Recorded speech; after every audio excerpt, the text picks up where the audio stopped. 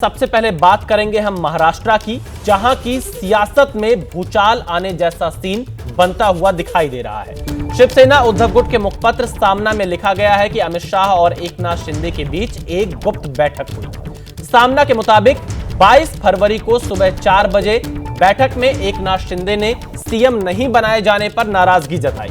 इस पर अमित शाह ने कहा कि आपकी पार्टी की विलय बीजेपी में कर लीजिए। सामना के मुताबिक यह बैठक पुणे के कोरेगांव में वेस्टिन होटल में हुई थी। सामना का कहना है कि बैठक के बाद एकनाथ शिंदे काफी निराश दिखाई दे रहे थे। तो यह सब कुछ दावा सामना की तरफ से किया गया है, जो मुखपत्र है उद्धव ठाकरे की गुट वाली शिवसेना का, और इसमें यह दावा किया गया है और यह दावा काफी बड़ा दावा किया गया है। हालांकि इसके पास इनके सबूत क्या है, आधार क्या है, इसकी जानकारी तो नहीं है, लेकिन जो दावा मुखपत्र में शिवसेना के किया गया है उसमें यह लिखा गया है कि एकनाथ शिंदे और अमित शाह के बीच एक गुप्त मुलाकात हुई और इस मुलाकात में एकनाथ शिंदे ने सीएम नहीं बनाए जाने पर नाराजगी जताई। इस पर अमित शाह ने कहा कि आपकी पार्टी का विलय बीजेपी में कर लीजिए। सामना के मुताबिक यह बैठक पुणे के कोरेगांव के वेस्टिन होटल में हुई थी।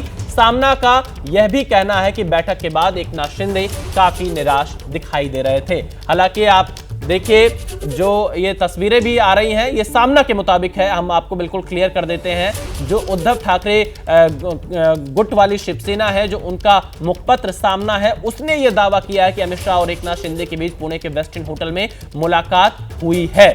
और हालांकि अगर इसके हम बैकग्राउंड को देखें तो जिस तरह से एकनाथ शिंदे और उद्धव ठाकरे के बीच में विद्रोह हुआ था, एकनाथ शिंदे ने अपनी अलग पार्टी बनाई थी, असली शिवसेना बनाई थी, उसके बाद से ही उद्धव ठाकरे और एकनाथ शिंदे के बीच बहुत ज्यादा दूरियां हैं। तो इस बात की भी गुंजाइश हो सकती है कि ये कहीं ना कहीं एकनाथ शिंदे को कमजोर दिखाने की भी कोशिश सामना की तरफ से की जा सकती है और उसी सिलसिले में यहां पर यह दावा किया गया हो सकता है।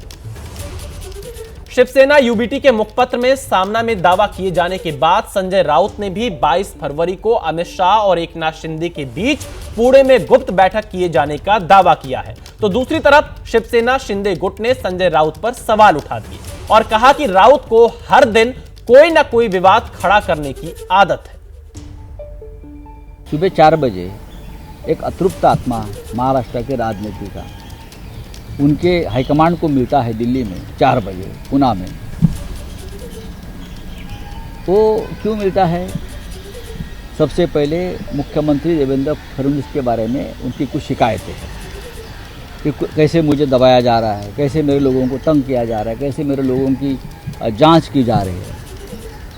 और आपने मुझे कहा था कि मुझे मुख्यमंत्री बनाएंगे, चुनाव के बाद भी आपने मुख्यमंत्री बनाया नहीं, तो अमित शाह जी उनको ज़रूर कहेंगे कि भाई अभी हमारे 125 से ज़्यादा एमएलए तो आपको कैसे बनाएंगे। अगर आपको मुख्यमंत्री बनने का आपका क्लेम करना है, अब बाहर की कोई पार्टी का मुख्यमंत्री नहीं बनेगा, इतना हमारे पास बहुमत है। तो आपको पार्टी में मर्ज होना, आपकी जो पार्टी है वो मर्ज करो हमारे में, तो आपका क्लेम रहेगा। ये एक डायलॉग बाहर आया है। संजय राउत जो है उनको हर दिन सुबह उठ के कुछ ब्रेकिंग न्यूज़ बनाने की आदत है और इसमें कितना तथ्य है हम जानते नहीं हैं, मगर कुछ न कुछ एक मुद्दा लेके दिन की शुरुआत करना और दिन भर फिर मीडिया में वो चलाना। अब ये कौन सी मुलाकात है, जो हुई भी होगी तो उसमें क्या गलत है, मगर उस मुलाकात में क्या हुआ, मुझे नहीं लगता है कि अमित शाह या माननीय एकनाथ जी शिंदे इन्होंने आकर सामना के संपादक को बताया होगा।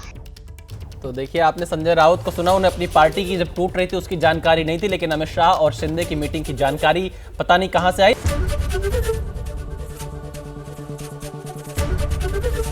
एबीपी गंगा, खबर आपकी, जुबान आपकी।